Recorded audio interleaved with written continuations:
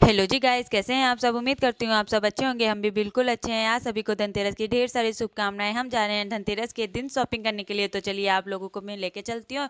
यहाँ हम पहुँच गए थे छोटे चौराहे पे। वहाँ हमने देखा इतनी भीड़ थी, मैं आपको क्या बताऊँ। फिर हम लोग दुकानों पे रुक रुक के सामान देखने लगे थे, क्योंकि हम लोगों को भी ढेर सारा सामान लेना था। फिर हम लोग एक दुकान पे रुके, वहाँ से हमने लिए अपने घर के लिए गणेश जी, लक्ष्मी माता, कुबेर जी। यहाँ पर हमारा ढेर सारा सामान पैक हो चुका था, जो कि हम लोग लेके फिर आगे निकल गए आगे की चीज़ें देखने के लिए। ये देखिए कितने सुंदर सुंदर स्वास्तिक थे, जो हमने अपने घर के लिए लिए हुए थे।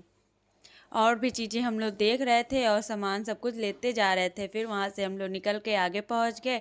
यहाँ पे हमने लिया अपने घर के लिए कुबेर यंत्र वगैरह वगैरह, सारा पूजा का सामान।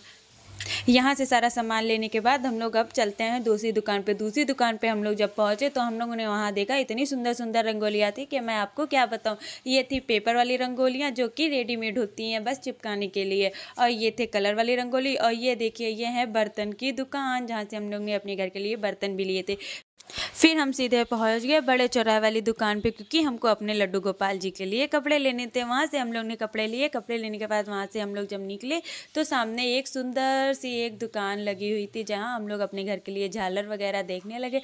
ये देखिए कितना सुंदर सा उल्लू था, और ये है दिया, जो कि हम लोग ने वहाँ से ले लिया था। फिर मम्मी ने अपने लिए ली अपनी चूड़ियाँ लेने के बाद फिर हम लोग आगे निकल गए और लेने चले गए कुछ खाने पीने के लिए सामान।